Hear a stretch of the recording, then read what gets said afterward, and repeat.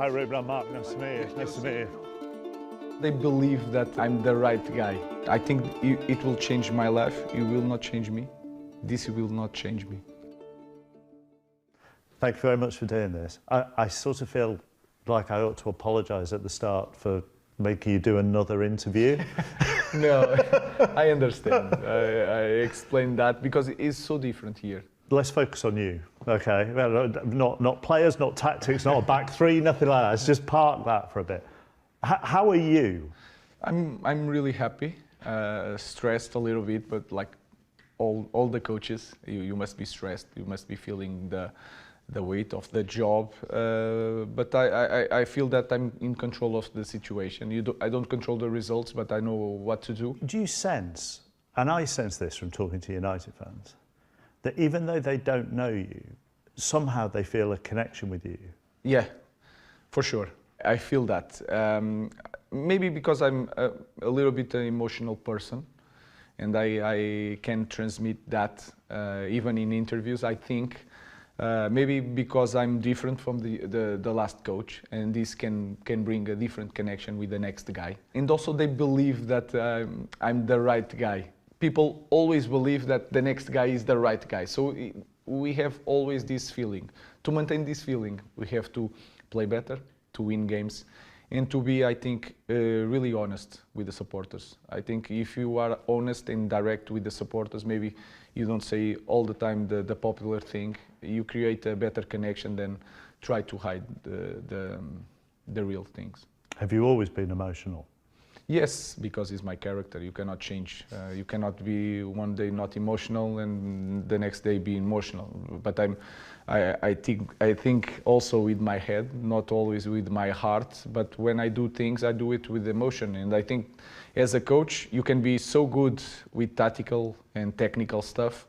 But if you are not emotional, you cannot have a connection with the players. You cannot do nothing with the football team. So were you emotional as a kid? Were you emotional as a player? When you were released by Benfica, how did you take that as a teenager? Yeah, it was really hard because it still is my club. A difficult moment, but I think it was important in my life to understand things. Then I grew up with not a large family, but a strong family with a lot of emotion. I'm a Latin guy, so and I'm just like that. I like people. I like to bond with people, and I think it's one of the best things in this job.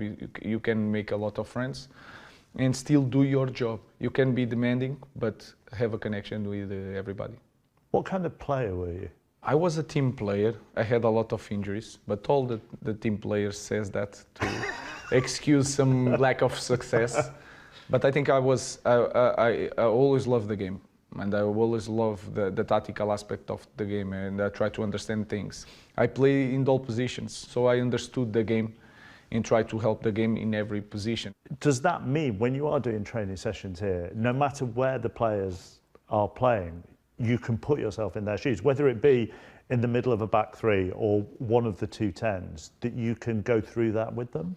Of course, because you already done that. One of the things that helped me a lot is I understand my structure very well.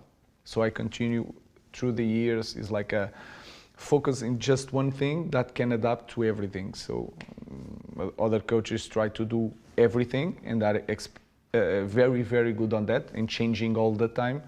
I have one structure that can adapt to all the other formations. So it is one structure, but it is adaptable? Of course. Because otherwise it would be easily found out, wouldn't it? In the beginning it is a little bit. I know that you have, in the beginning, you have like something you can see, they play like this. And then with time, we can change in the middle of the game. So I think you have to start with one base, and then you grow up that base, and that structure will gain fluidity. When you were playing then, were you making notes on what other coaches were doing on sessions, or was it all just going in? It was notes in my head. I remember, right. I think I remember almost everything about my coaches and some plays. I remember a lot in my job. That helped me because I remember all the situations. And when you have these moments with different coaches, I had different coaches with different mentalities, different way of playing. I think was like a university. So when I was younger, I was thinking all the time that I wanted to play football, but maybe I wanted to coach football players because it was like a university. I had some problems with the coaches. I was suspended 2 times, so I'm not just a nice guy. All this situation helped me now to understand every player in my team. You went to university, didn't you? You went to university in Lisbon to study elite coaching and management. Was that a big part of it, the sort of emotional side of individual? Yes, and I'm not ashamed to say I had also, you don't say therapist here? Yeah, it's therapist, like a yeah. psychology. Yeah. I think it helps a lot because I was preparing the end of my career and I want to change different things on me to prepare my career as a coach.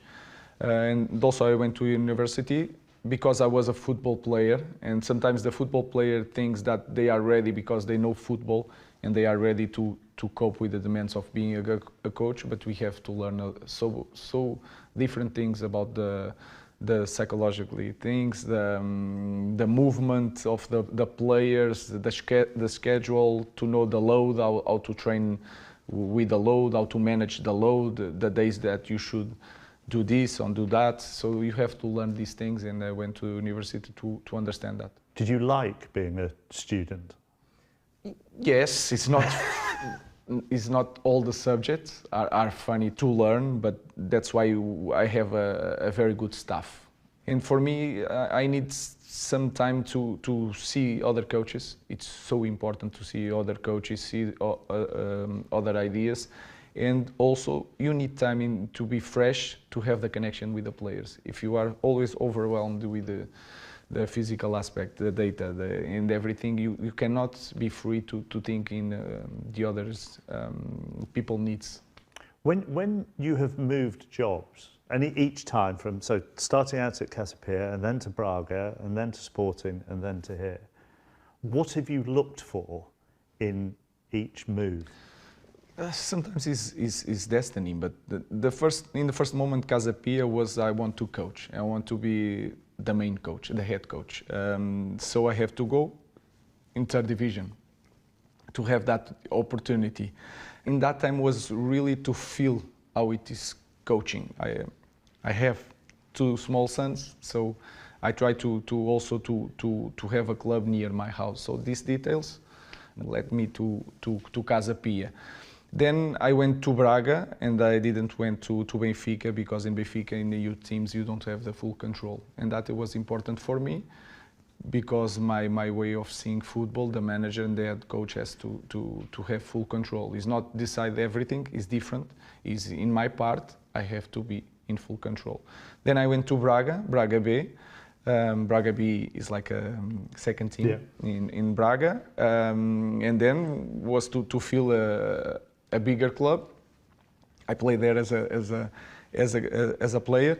I went to that club with better conditions, more professional players, to try to understand how to deal with these different players. Then the destiny took me to the first team after 9 games in the B team. I had so lucky in the first games, because I think was a trap for President António Salvador, a good friend of mine. Braga had like 5 games in a row with Sporting, Benfica and Porto, and we managed to win with a lot of luck. And I know that. And that everybody needs luck, don't you? That changed my life. And then I went to Sporting, and the rest is history. I had so much luck in my career so far. Do you think you are one coach with the same approach and same mentality, no matter who it is in your squad? Or do you think you have to be a slightly different coach to different players? For me, some rules are for all, and that is what you make a team. But I treat my players completely different. They are different people. How long do you think it takes you to get to know your players before you go, right, I've got a real grasp of my squad here? I think not too much, but that was my experience. I'm not saying that here is going to be the same, because it's a different culture, different club, different attention, different people around the players, so I don't know here. But in my past was really fast, because also I was in my country. Yeah. So it's different. I know the culture and the feeling of each one of them. So I hope to be in the same way here. Who are the coaches that have inspired you to get to where you are now? Yeah, I had coaches in my career. I already talked about Jorge Jesus. I learned a lot with him about the game. I learned about the demand. He was really demanding, and I'm also really demanding because I spent 7 years with him.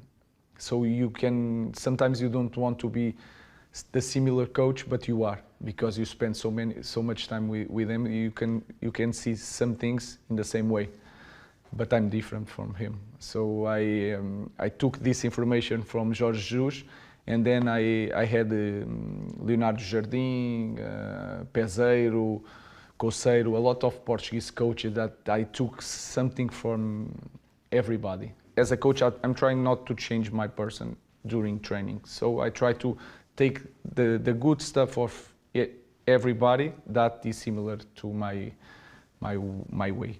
How do you think you are demanding? And the reason I ask that is because there's an assumption, I think, that if coaches are demanding, it can be, ranting and shouting and you've got to do this, got to do that. And yet, talk to Joe Hart and a couple of other people after Sven-Göran Eriksson passed away. And they said, very nice man, very quiet, very calm. And of course he was at Benfica.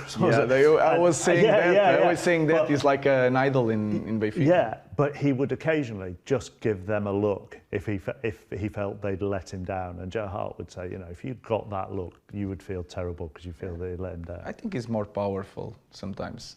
You are not like that all the time, but when you are, and they feel it. And then the small details, the schedule to training, the hours to be there. In these small details, you can be demanding, and then after training, you can be like one of them. Like to have a real connection, you have to put in the other shoes, so you have to feel it. So that's it. I'm really demanding at work, and then after the training, I'm just one of them. You are very relaxed. Yeah, because I will be okay. No matter what, in this stage of my life, I will be okay. So that's why I'm relaxed. Do you think this will change your life? I think it will change my life. It will not change me. This will not change me. I will be, of course, if something happens, I will be frustrated for a while. But I know I will recover. But I believe that we are going to succeed. When I had this invitation, I felt that it was really hard to leave my players at Sporting. But when I had this opportunity in this moment, I felt that I had to do this. So maybe that's why. That maybe it's destiny, and I will be a little bit lucky in the beginning, and then everything is going to be fine.